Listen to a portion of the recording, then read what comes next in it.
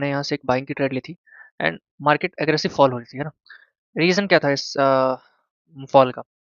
Technically अगर आप देखो तो यहाँ पे हमारे फिबोनाची का प्रॉफिट टेकिंग एरिया था, है ना?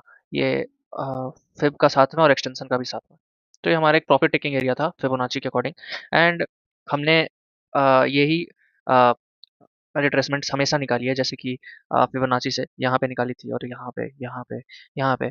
हमने हर बार रिट्रेसमेंट कैच करने की भी कोशिश की है, यहाँ पे एक बार, यहाँ पे। ये वाली तो हमने 1000 पिप्स की भी की थी। पर इस वाली में हम लोग ने हाँ, यहाँ पे ट्रेड नहीं लिया था।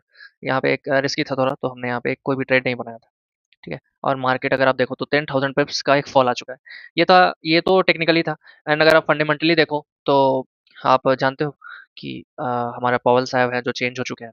अब फेड के चेयरमैन कुछ अब अलग ही हैं, केविन नाम के कोई है एक, ट्रम्प ने अपॉइंट किया है और उनका बैकग्राउंड अगर देखा जाए तो वो हमेशा क्या करते हैं, डॉलर को स्ट्रॉन्ग करने में या स्ट्रॉन्ग कोशिश करते हैं कि डॉलर स्ट्रॉन्ग हो। दैट्स व्हाई मार्केट में क्या हुआ कि एक ज़्यादातर गोल्ड से पैसे निकले डॉलर में इन्वेस्ट हुआ, है ना? ठीक है?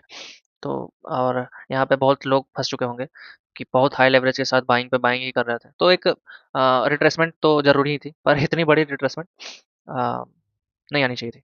ठीक है? तो इसीलिए हमने यहाँ पे क्या किया कि ये हमारा एक 4 आवर का ज़ोन था, स्ट्रक्चर का एरिया था यहाँ पे हमारा एंड अगर आप देखो तो हमें स्ट्रक्चर के अकॉर्डिंग यहाँ पे 5 मिनट में हमें कन्फर्मेशन भी मिली थी।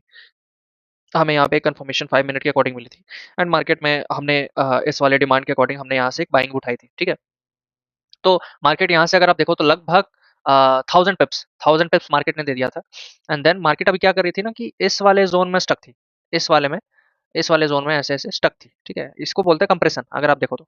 अगर मार्केट क्या करती है ना कि इधर टूट जाती, इस वाले कंप्रेशन को इस साइड बाइंग साइड के लिए ब्रेक करती, तो मार्केट के ऊपर ही जाना था ऑल टाइम हाई के लिए। लेकिन इसको डाउन साइड के लिए ब्रेक कर दी, क्योंकि बहुत ज़्यादा ही लिक्विडिटी नीचे थी, ठीक है?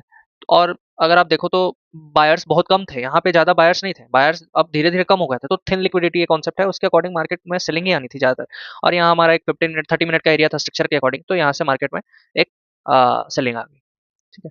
तो अब हम लोग क्या एक्सपेक्ट कर सकते हैं इसमें? अगर आप देखो तो मार्केट क्या कर रही है कि डेली का जो हमारा स्ट्रक्चर एरिया है ये, उसको मार्केट ने टैप किया है एंड टैप करने के बाद बाइंग साइड के लिए जा रही है। अभी भी कंफर्मेशन हमें बाइंग साइड के लिए मिला नहीं है 1 आवर के अकॉर्डिंग। हो सकता है मार्केट अभी यहीं से फॉल हो जाए और 4 आवर के अगर ज़ोन पे जाता है और यहाँ पे हमें कुछ कंफर्मेशन देता है, तो हम लोग इधर से एक सेल ले सकते हैं। क्योंकि देखो स्ट्रक्चर पे अगर कुछ बाइंग होती है ना ऐसा और ऐसा इतना बड़ा सा विक बनाता है, तो मार्केट में ज़्यादातर क्या होता है कि एक सेलिंग आती है, विक को थोड़ा फिल करती है और अर्ली बायर्स को उड़ाती है। इधर से फिर हमें कुछ कंफर्मेशन यहाँ एक्यूमुलेशन होगी, कुछ कंफर्मेशन मिलेगा 1 आवर में एंड यहाँ से वापस से हम लोग ऑल टाइम हाई के लिए जा सकते हैं एंड इसका टारगेट जो होगा, नेक्स्ट टारगेट 5800 है, नहीं तो 6000 वाला एरिया है।